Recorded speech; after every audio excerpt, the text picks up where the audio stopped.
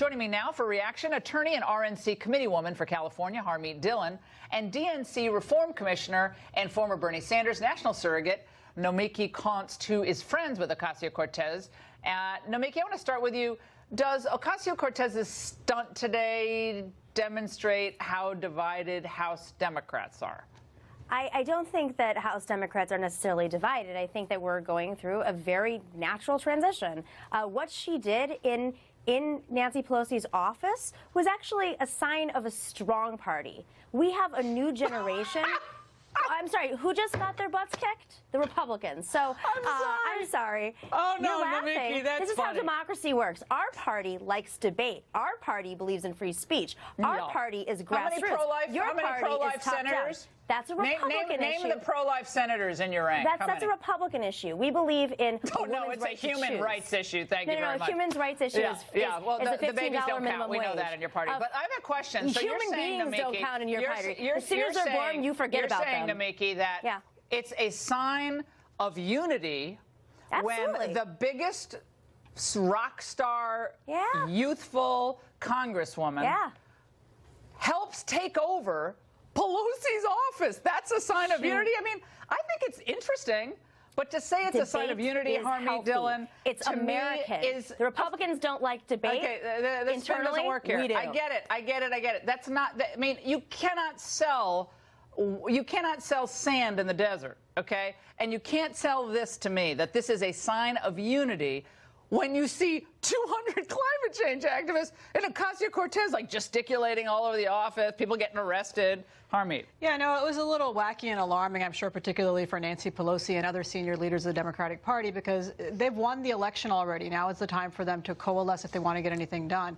But there's already been signs beyond what we saw in the spectacle in your video today, Laura, that they want to change the rules to increase the threshold in the Democratic caucus to 218. In other words, they want there to be virtual unanimity among the caucus. And so what the Democrats are really, they're overplaying their hand, like you said. And I think we're in for a lot of fissures and a lot of discord within as well, which means they're going to undermine their ability to move forward with their agenda. And Nomiki, just so you understand where I'm coming from, the Republicans had plenty of dissent in their ranks. I mean, the Freedom Caucus versus the Paul Ryan contingent.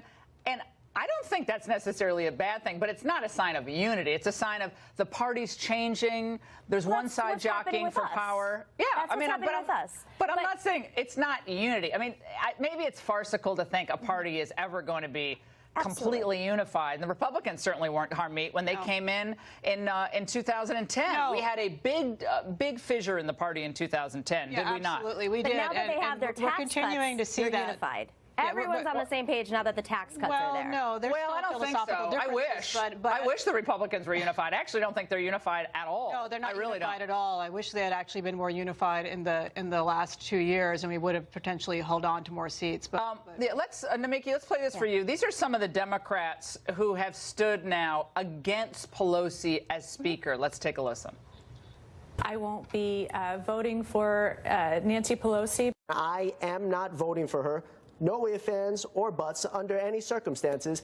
No, I will be voting for someone who represents the values that I am working to achieve for our district. So where is this going, Nomiki, do you think, given the excitement behind Congresswoman-elect Presley and Ocasio-Cortez versus some of the old guard?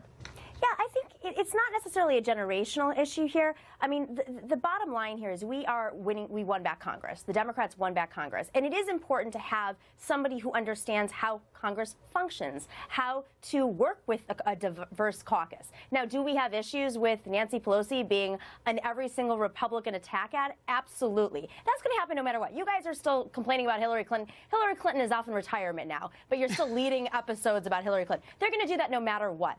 I think what Nancy Pelosi does bring is an expertise, knowledge. She's very likable. When it comes to some progressive issues, she's very strong. When it comes to corporate issues, she's not. I think that progressives of my generation would like to see somebody who is more independent of the corporate class, that does not reflect a new generation of progressive Democrats. That's what we want in the Republican Party.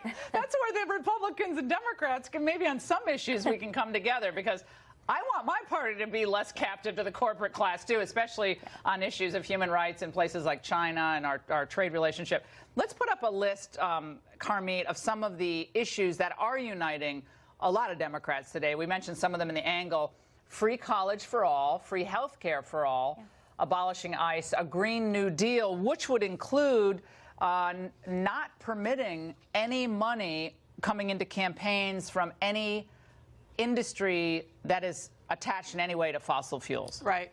Yes, and rolling back tax cuts. That's another one that's really motivating to them. And I don't think they're going to have unity on that, because the same money that got these people elected, the big corporate interests that want to see Democrats controlling the agenda, they're not going to let those types of radical far-left things happen. And so I think that ultimately they're really going to be hobbled in getting this done. But it is going to cause a lot of acrimony and discord. And I think the real battleground, Laura, is not going to be for the speaker chair, but for all of the seats below it. So Nancy might end up getting the speakership, but the leadership roles below her may be going to some of these new radicals, and that's really going to be very Now, interesting. Miki, does some of the anti-Israel sentiment, it's not so much a substantive debate about U.S. aid to Israel or Yemen or Saudi Arabia, but there seems to be among some of the newer, more exciting candidates a visceral hatred of Israel.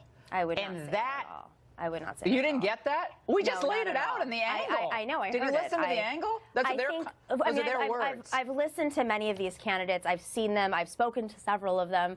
I've looked at their platforms in depth. I think that when it comes to some of these candidates, they're talking about the free speech when it comes to BDS. That is something that should be debated. That's what the ACLU takes a position on. It's I think that others are misinterpreting their stances, but that is something we should be able to debate in a democracy. Well, yeah, but saying Difference that of Israel opinions. is an apartheid regime, it's our strongest ally in the Middle East and a democracy.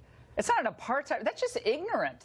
Well, I mean, I'm all for debates, but that's ignorance. That is complete This is where ignorance. debate It's is good in the bordering on party. anti-Semitic. But it's a fascinating conversation, and I think this is exciting time for the Democrats. You have to say, if you're a Democrat, it's exciting. I mean, it's exciting to challenge the old guard. I mean, And it's an exciting time for women. Over 100 women were elected to Congress. So I think we can it's say what we want exciting. about Kavanaugh. They did turn out. I think it's exciting to see what happens. The Republicans had their challenges in the majority, and we'll see where the Democrats go. Fantastic conversation to both of you. And for more on why Trump won and how the GOP